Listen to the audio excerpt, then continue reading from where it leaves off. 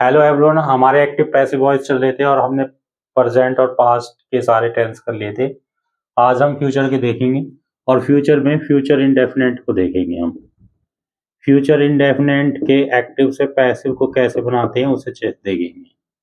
तो future indefinite में अगर एक्टिव फॉर्म को देखें तो हम इस तरह होती है, सब्जेक्ट प्लस के विल या सेल, उसके बाद वर्ब की फर्स्ट फॉर्म और ऑब्जेक्ट, ये एक्टिव फॉर्म है। और अगर इसके हम पैसिव फॉर्म बनाएंगे तो पैसिव में इसका ऑब्जेक्ट का सब्जेक्ट कर लेते हैं, विल और शैल ऐसे ही रहेंगे।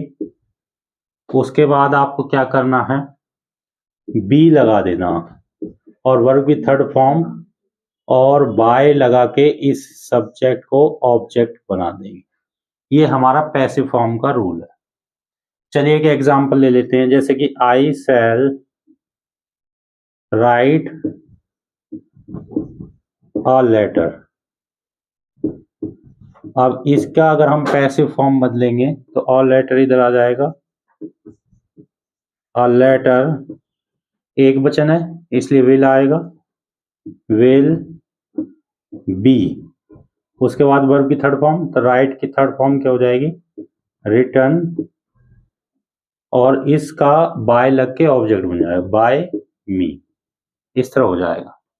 अगर इसमें और कोई हो, जैसे कि ही विल फोन यू, यानी कि वह तुम्हें फोन करेगा, तो यहां पे यू को इधर ले आएंगे तो यू, ठीक है, विल बी। उसके बाद फोन की थर्ड फॉर्म हो जाएगी फोन्ड बाय, ही का क्या हो जाएगा, हिम।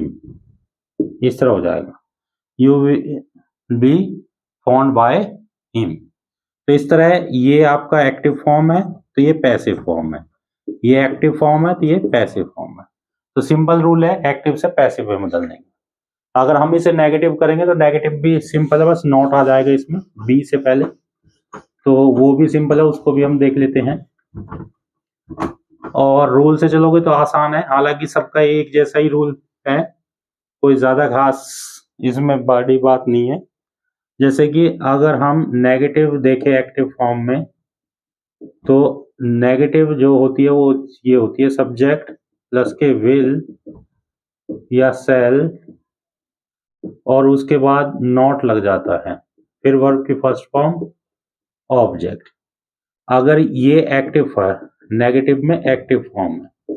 अगर इसका पैसिव बनाओगे, पैसिव में सब्जेक्ट बन जाएगा ये, उसके बाद विल या शैल में से एक लगेगा, उसके बाद नॉट, ये सॉरी, उसके बाद हाँ नॉट ही लगेगा आपका, उसके बाद क्योंकि नॉट वाले वी, फिर उसके बाद वी थर्ड और बाय लगकर ऑब्जेक्ट बन जाएगा ये वाला, ये सब्जेक्ट का ऑब्जेक्ट। तो सिंपल है, केवल क्या है आपका बी थर्ड आपकी ऐड हो जाएगी और नॉट विल सेल के बाद लग जाएगा, और बाकी वही रूल है जो अभी हमने पढ़ा था। जैसे कि आपका कोई और एग्जांपल ले लो, he will give you a gift. अब इसका पहले मैं सिंपल बता रहा हूं ताकि आपको अंतर समझ में आए। ही विल गिव यू, ठीक है, यू और रह गया है, उसको और लगा देते हैं, ही will give you a gift, इस तरह, ठीक है।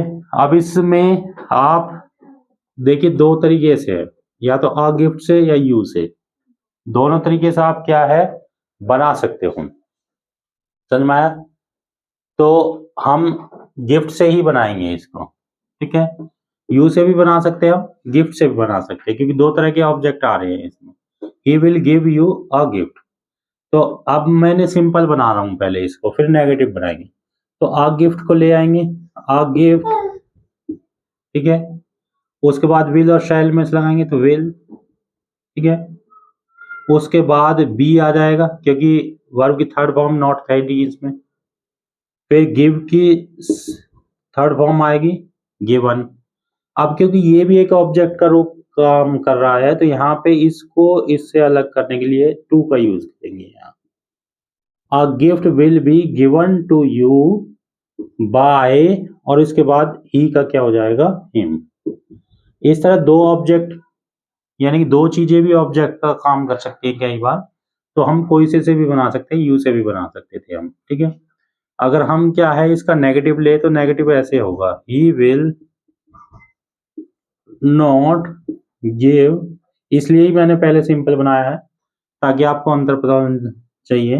He will not give you a gift, इस तरह हो तो यहाँ पे आ गिफ्ट इधर आ जाएगा, आ गिफ्ट, ठीक है। उसके बाद वही विल आएगा क्योंकि एक वचन है, विल, फिर नॉट क्योंकि नॉट है अभी इसमें, नॉट बी, गिव की थर्ड फॉर्म क्या आ जाएगी, गिवन, उसके बाद टू यू बाय हिम, इस तरह। तो इसमें कुछ अंतर नहीं आया, केवल नॉट अगर आ गया तो नॉट हुई विल सेल के बाद ऐड हो जाएगा और कुछ नहीं है, सिंपल वाक्य है, आपको पता होना चाहिए, ठीक है। तो आप इसको इस तरह बना सकते हैं।